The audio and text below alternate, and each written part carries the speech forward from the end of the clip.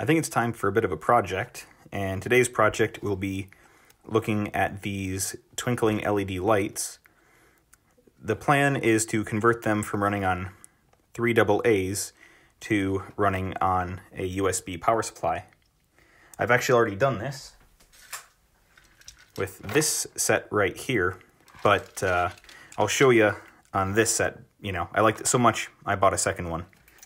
And someone complained that the last time I opened something I didn't use a big enough knife, so hopefully this one makes you guys happy.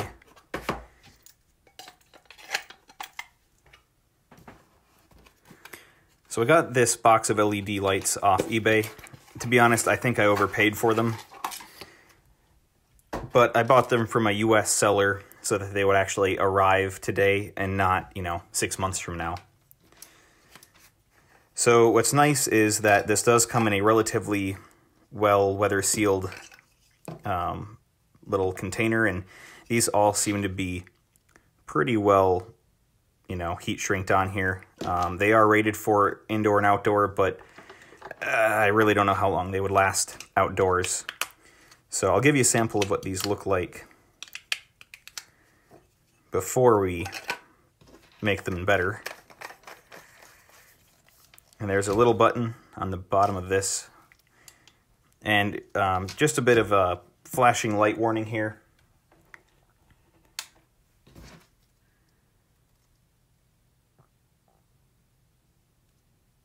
So there are how many modes? There are 8 modes, 9 if you count off. The shimmer effect on these is pretty good. It's just a little too fast, I think.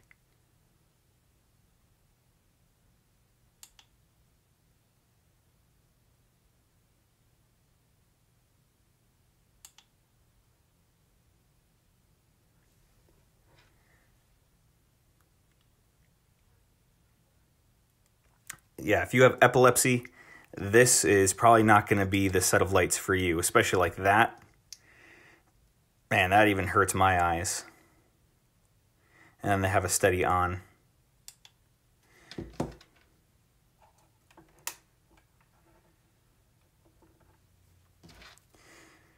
So yeah, all we're going to do is replace this with this.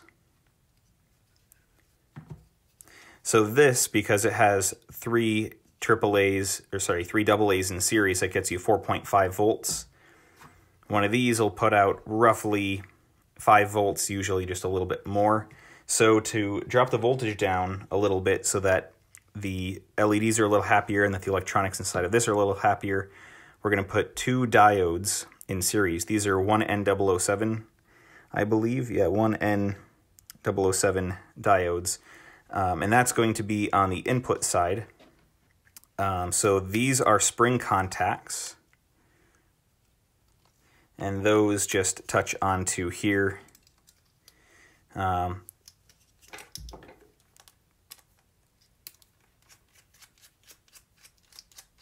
I've already looked at the innards of these when I was making the other one, and it is a surprisingly simple design of how they can get all those effects.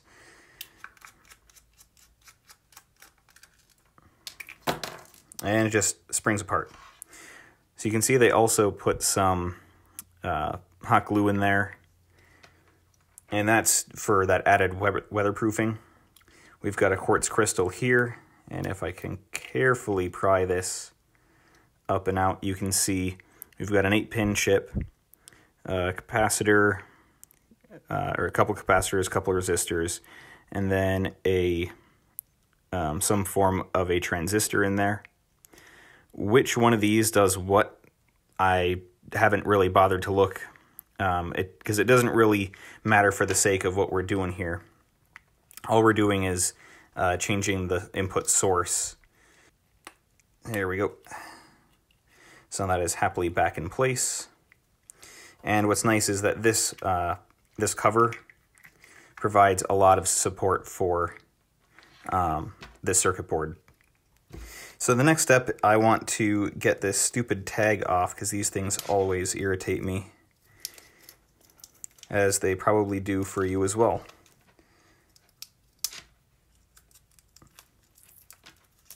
There. So now the way that we're going to connect this all up is take a standard USB-A to micro USB cable, cut the small end off, splice in a couple diodes, and then just use some wire to go from the diodes onto the circuit board. But we also have to make sure that we feed the wires through the holes before we get too antsy-pantsy. Otherwise, we're going to have to cut things and resolder again. Something that is important to remember is that the center here is positive, and this outer pad here is the negative. So I'm going to get my soldering iron warmed up. And yes, I do have it on my offhand. I did get a comment about that a while back, that someone didn't like me using or having the soldering iron on the offhand if I'm going to be using it with my right hand. But the thing is, with this workbench and with this style of soldering iron, it just works out better that way, and doing this doesn't bother me. So that's just the way that I'm going to do it. So next, I get to cut off this end, just like that.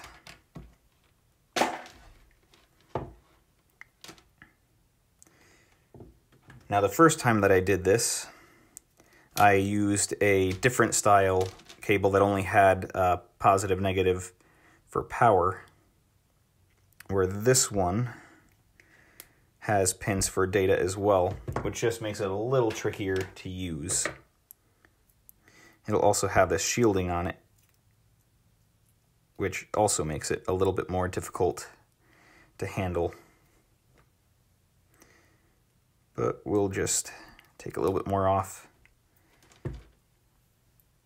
When you're doing something like this, don't be afraid to give yourself lots of real estate.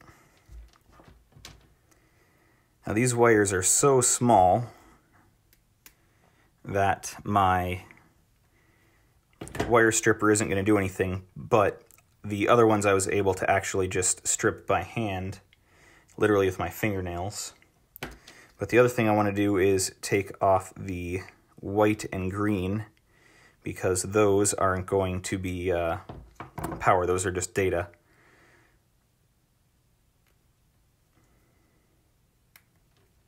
See, and that's pretty easy to do with just your fingernails.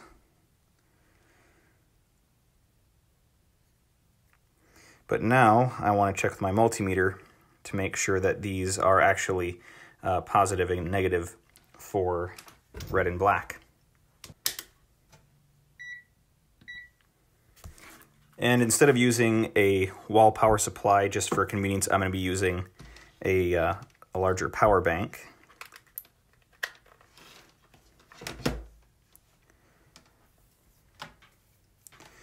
All right, red to red, black to black. We're on the DC setting, and we want to see a positive 5. And there we go, 5.13. You just saw it took a second there for the power bank to wake up. So that means we don't have to worry about these two, and we don't have to worry about those two being crossed. Because on these cheap-ish Chinese power cables, sometimes the wires get mixed up. All right, the next thing we're going to have to do is drill a hole in this. And the size you want to do is just something slightly above whatever the wire is. This happens to be exactly 1/10 of an inch. So I have a drill bit here that is just slightly above 1/10 of an inch.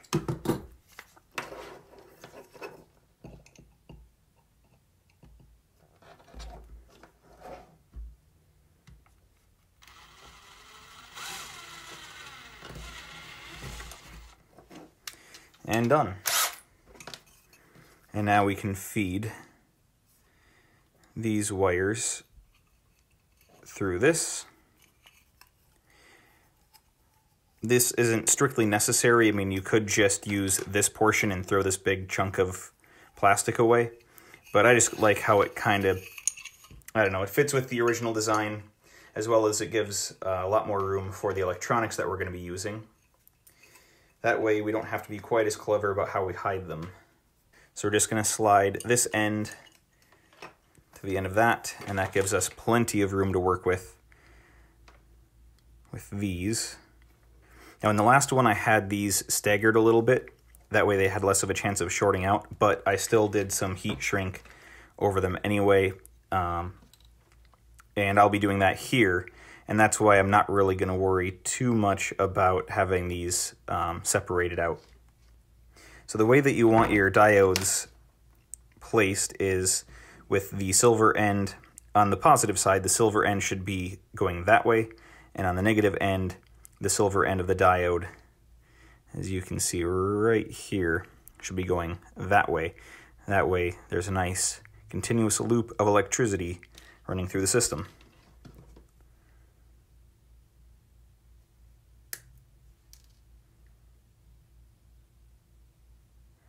I'm just going to crop these leads down a little bit because they do not need to be quite that long. And the soldering iron should be warmed up now. And I will start to tin these leads. One of these days I'll get a helping hand thing, which will make this a lot easier. But until then, I'll suffer with doing it the hard way.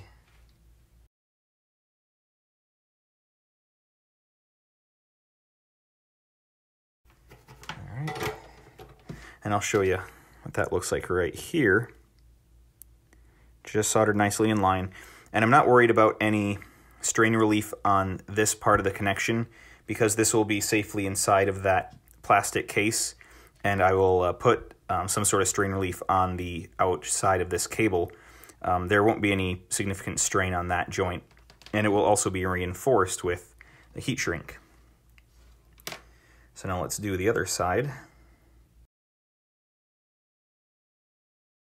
Now the camera app that I'm using right now is not the stock one from Apple because I'm using an iPhone to film this. It's the REC or Record app, and I'd have to stop recording if I wanted to switch to the telephoto lens. So you're just going to get some crappy digital zoom here. But I think you'll get the idea of what we're going for.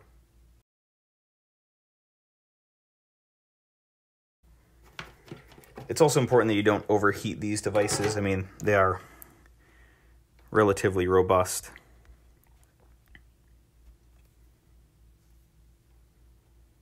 Yeah, I'm still not happy with this one. I'll work on a little bit more and I will be back in just a moment. All right, now I've got a much stronger connection that I'm a little more confident with. And now I'm going to select a couple colors of just regular old wire. Last time I went with this, it's supposed to be red, but it's actually more orange. And I went with some black. This time I think I'll go with green and yellow just to have a little bit of fun with it. And you really don't need much of this stuff, just a couple inches. Say about that much will do.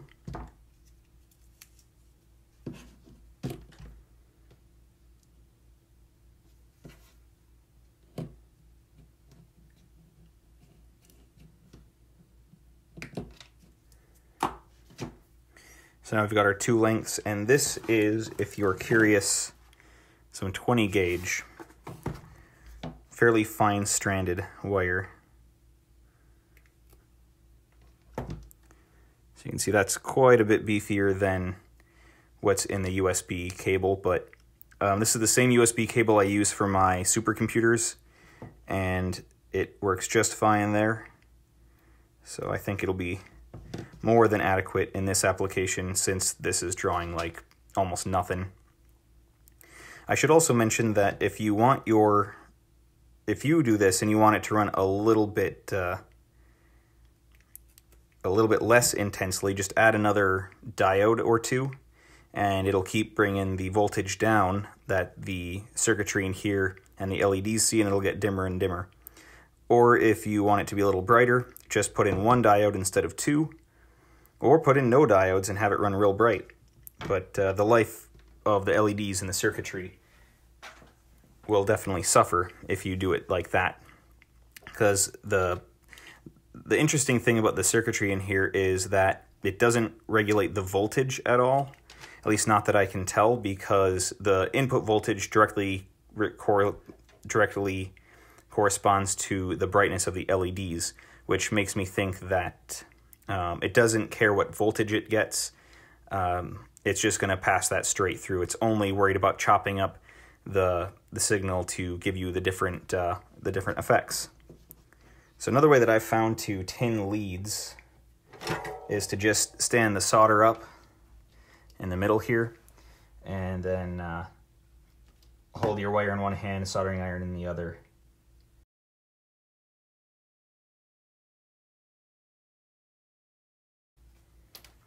All right, and next we're going to tin these.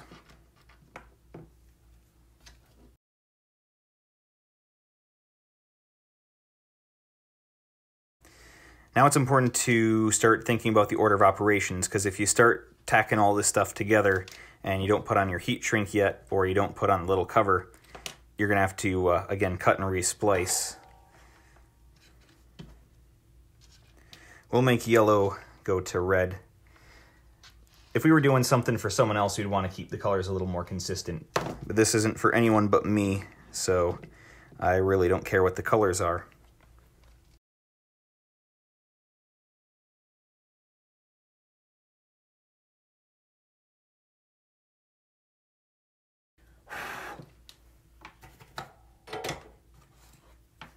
And now that those are all soldered together, they're a little loosey-goosey. So now is a good time to add the heat shrink. This is when I wish I had one of those soldering stations with the hot air gun built in, but a lighter will do the same job. Just don't overdo it, because really this is hotter than it needs to be.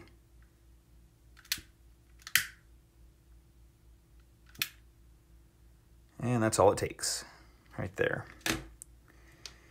So now we can feed these. Remember, I said yellow went to the red, so that means that it needs to go in the middle. And then these get soldered to these pads.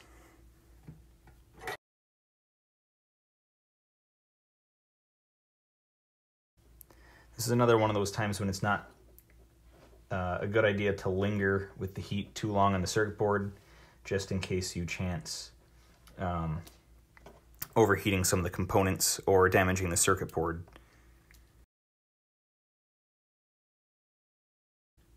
That is good enough for me. So now all we need to do is close this up.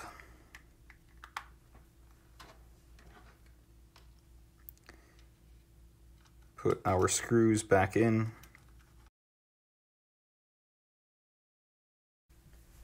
And for my strain relief, I'll just be using a very small zip tie. That is obviously too big for the hole that I drilled in that plastic cap. Right about there. There we go, tight enough. Snip off the excess. And then just pull the whole works through. And this is what I mean by we don't have to worry about any sort of space concerns. It's just we got more than enough room to make everything fit. And now we'll see if it blows up. Well, the power supply doesn't hate it. And there we go. We have successfully converted to battery power, or I should say 5-volt USB power from regular battery power. See, now this doesn't like it. I think it draws too little power. This power bank isn't happy with that, so you know what? I will I'll throw her on the regular USB power supply. And there we go.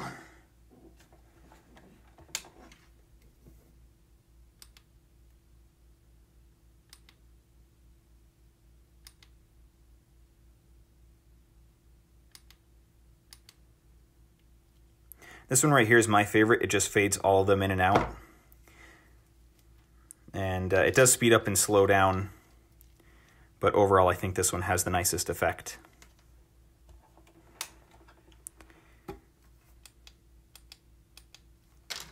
And that's all it takes.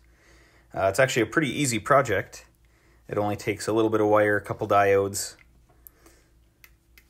some strong fingernails, and yeah, so a little expensive for what they are, but I really like this style of holiday light, Christmas light, fairy light, call it what you will. And a lot better than having to use these AA's, because if you can get a power supply that actually will play nice with it, like even one of those 18650 style, then this will run way longer and it'll be rechargeable, where these you're going to be throwing away a bunch of AA's. So yeah, there you go. Hope you enjoyed. See you next time. Bye.